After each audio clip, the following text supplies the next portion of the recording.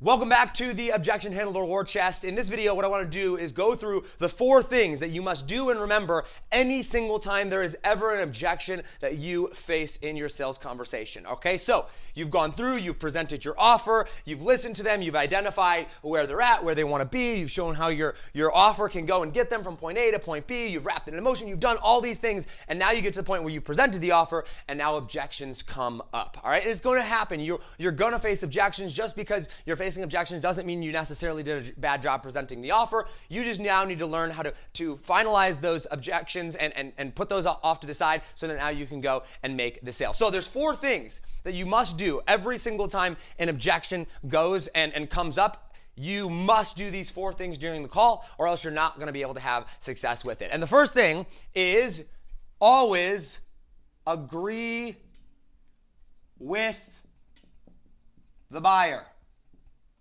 Buyer. Okay? Remember what we talked about when we talked about selling. It's like the buyer wants to be heard. The buyer wants to be understood. The buyer wants to know that you're there and are caring for them. And I forget the exact statistics. It was like 70-something% of people don't believe that the salesperson can actually understand their needs. That's a huge, huge number. Okay, so when you agree with the buyer, what that does is it shows them that you are hearing them. It shows them that you are listening to their concern, right? And that their concern is valid, and that you are going to tell them why, it's not going to, you're ultimately going to tell them why it's not valid or why they don't have to be worried about that. But people do want to be heard. So when someone's like, man, that's really expensive, you don't go, well, no, it's not really that expensive. You go, no, I totally agree, that is expensive. And then you go in and then you start to handle that objection. But you want to put their guard down, and agreeing with them allows them to go, okay, like this person has actually heard me. I like to repeat it back to them, so that reinforces that. It's something that you always have to do to bring their walls down and ultimately get them to be able to listen to you for that. All right? So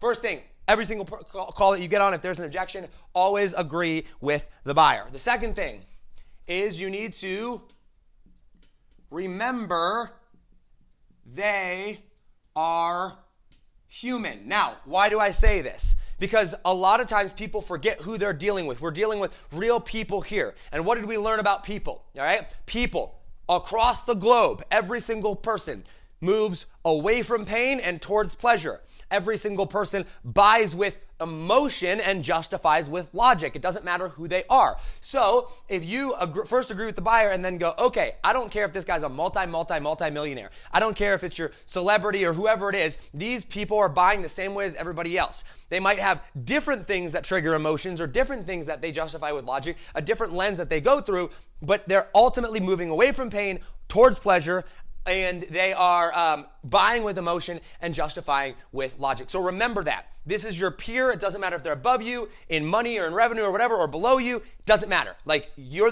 both humans, you're both people, and you got to go back to the roots to say, okay, this is a human being just like me. They have fears just like I do. Okay? They have dreams and goals just like I do. They make decisions just like I do, right? So remember that and go through that, because now when you remember this, now you can go, and when you're asking questions and when you're handling the objection and things like that, you're just ultimately going, okay, what pain are they moving away from again? What pleasure are they after again? What emotion am I trying to wrap this in? How are they justifying this logic? Like where it is, and you're just always remembering that, all right? So that's the second thing that you always have to do, all right? The third thing that you need to do, and I actually learned this one from Grant Cardone, it was understand the difference between an objection and a complaint.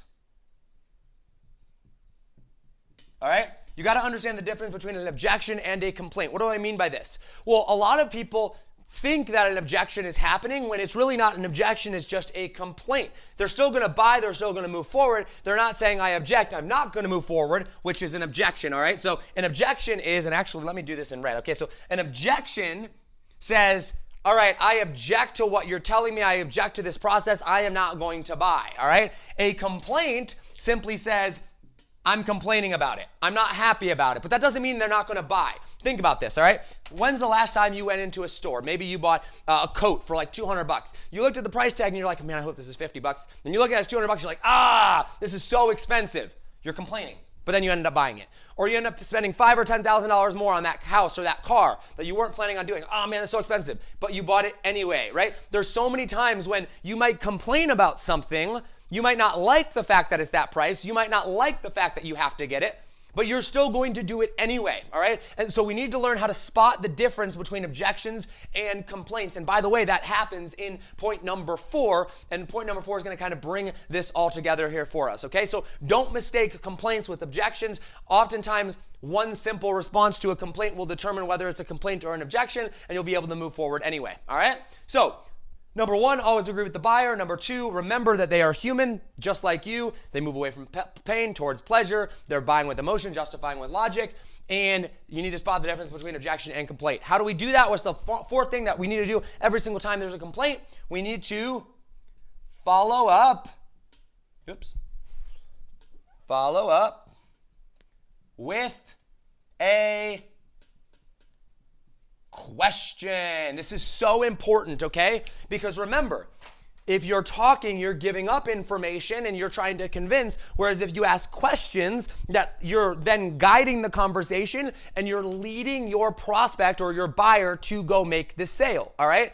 And so when you ask, when you're talking, you don't have control of the conversation, and when you're asking questions, you do control the conversation.